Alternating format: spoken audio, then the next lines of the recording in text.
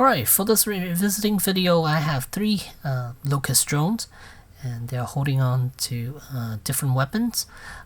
Two of them are actually holding on to hammer bursts, and one of them is holding a sniper rifle. And three figures are exactly the same, and then I also have a flaming hammer burst here. I'm not sure which figure came with this one, but I have it along with this gold hammer burst. So yeah. Here are the three figures, and they're exactly the same. Well, as far as the base form is exactly the same. Different head sculpts. I think facial expression. Are they different? I think they have three different facial expressions. As far as armor, they're all pretty much the same, except for this one with the helmet on and a shoulder pad that's attached to it. But otherwise, I think everything, even the gears, the belts, the harness, everything else exactly the same except for the weapons. So let's go over one by one. Alright, so let me start off with this one. Let me change the focusing a little bit. Okay, so here we have this particular guy here. Let me see if I could a little brighter for you guys. And let's take a look at the well, hammer burst is exactly the same as all the other ones that I have shown before. Poseability, I mean the pose he has right now is very good. It's exactly what I wanted for this guy to do, holding on to the hammer burst with both hands, shooting it. A very solid looking pose, very natural looking pose, and he stands fine even though he has these swivel joints, and pretty much identical to the previous figures except for the ankles. These have ankle joints now. They look like they're ball joint but very limited as far as movement. And then here the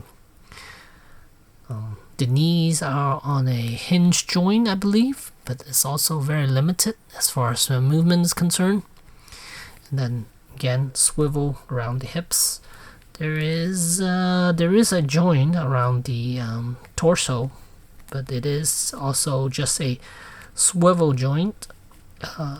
Even though it might be a ball joint, I'm not sure what exactly is in there, but you could only use it as a swivel joint.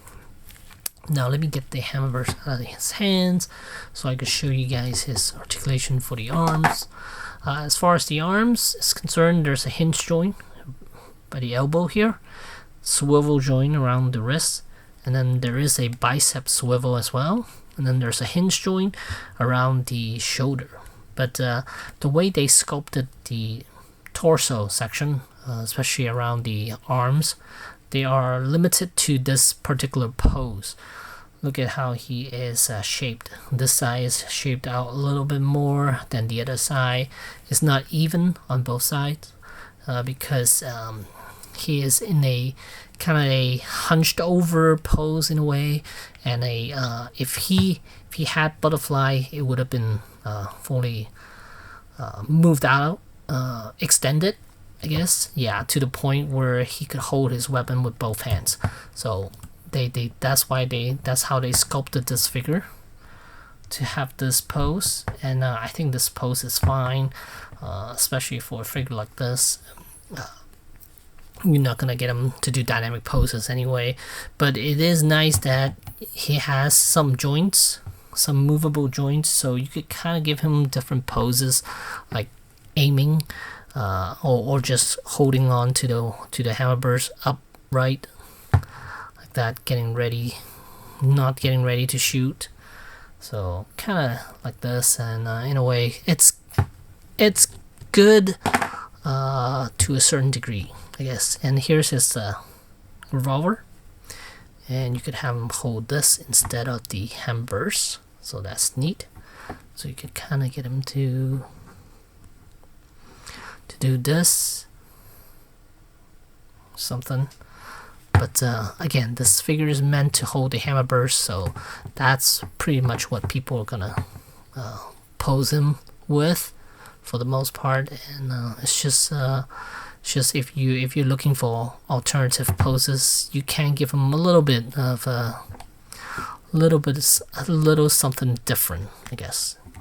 Yeah, but for the most part, yeah, he's gonna be holding on to the hammerburst.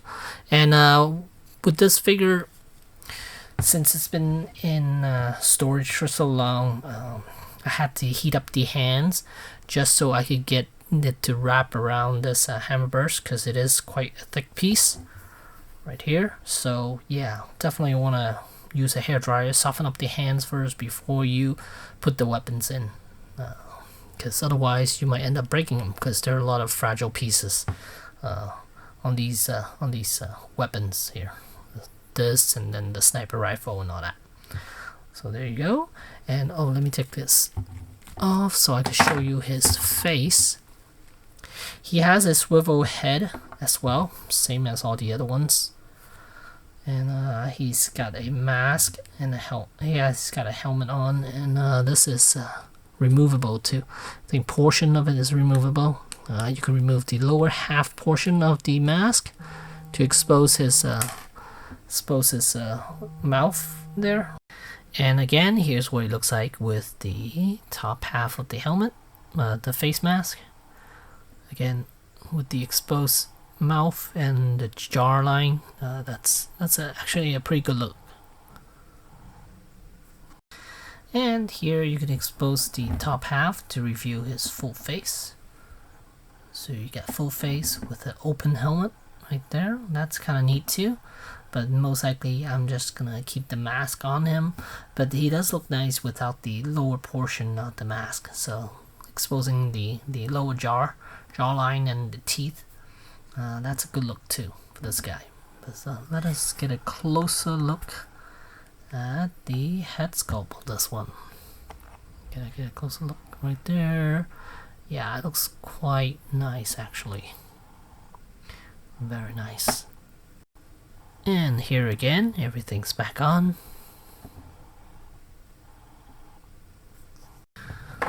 And here is the other one with the sniper rifle, which he's holding.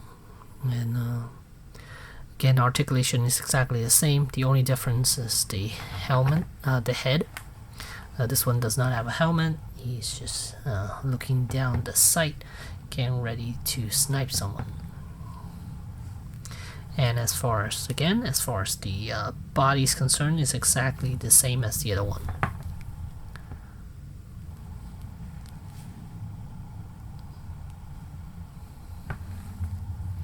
And the head is again on a swivel joint. And then lastly, we have this guy, which has a different, definitely a different facial expression actually. This one has a different facial expression than the other one. And I just realized something. The head is removable too, because it's only a peg system. So they peg that in, and you could easily pop this off. Look, you could easily pop this off and then switch it out with another head. So that's kind of neat. So let me give you a closer look at this head first. And I could actually give him the Grenadier Beast Rider's head. His head also swivel joint, and it is easily removable. There's a peg right there for the head, and then the neckline might not fit perfectly, but you can still have a pretty good, cool looking drone now, holding on to a hammerburst, and with that face helmet on. And here's that one. Here's what it looks like. So I must say, it is kind of cool to have the option of switching out the head, even though it's not meant to do that, but it is cool that you could actually do that.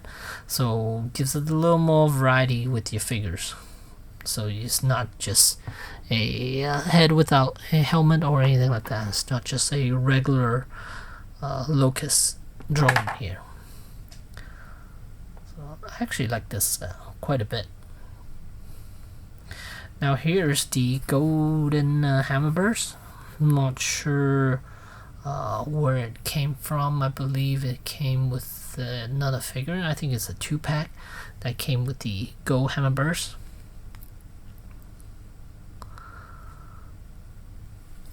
And I think Neca also made some variants with Go Lancers with other figures. And here's the Flaming Hammerburst.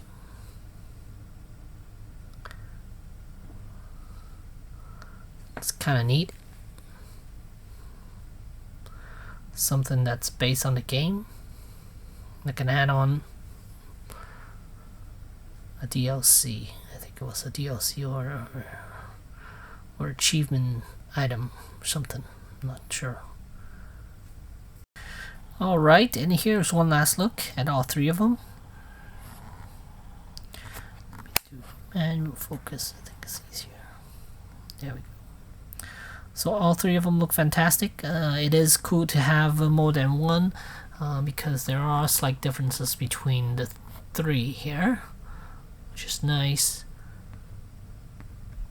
And yeah, I believe these back then they were between 15 to 20 bucks, somewhere around there. And it might be a little hard to read, but these were from 2008. Alright, and here's a closer look at the armor. The sculpting on this figure. It's fantastic again. And then it has the pistol, which is on inside one of the holster. And then the knife there, and then the grenade. None of those are removable though, unfortunately. Still a very, very impressive looking figure. And there's that shoulder pad piece for this guy. Love the helmet. And then the regular drone.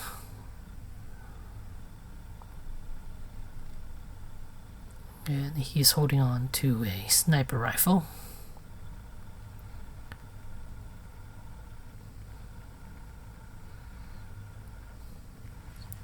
And here's that last drone with the Go Hammerburst.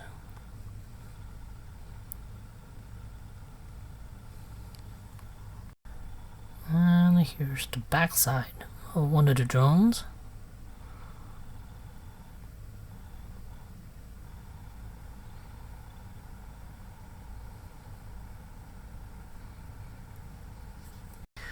Alright, then here's a size comparison. We have Mayfax Iron Man next to a drone. You can see scale wise I think it's okay. It might be a little short, but I think the Locust is okay for the most part. I think, but it might be a little bit a little shy of maybe half an inch or so. If it could be a half an inch bigger, I think it would be in scale for the most part. Alright, so according to Gears of War wiki, drones are supposed to be 6 feet 8 inches, while Boomer is supposed to be 8 inches. So I think this drone is a little too tall. If I'm comparing it to Boomer, then it's a little too tall actually. For the most part, I think it's okay. Not that big of an issue, but just so you know. And let's see, can't remember whether I got these as a horde pack, because a horde pack they came with it came with 4 of them, 4 drones. I'm not sure if these were the ones from there or these were individual ones, and then one was a 2-pack or what's the deal was, but these are the 3 I have currently, and really like how they look, especially the fact that they are pre-posed to a pose that I really like already. 2 hands holding onto a weapon, getting ready to shoot. So there you have it. These are my 3 Locust drones, and yeah. Hopefully you guys enjoyed this video, and thanks for watching.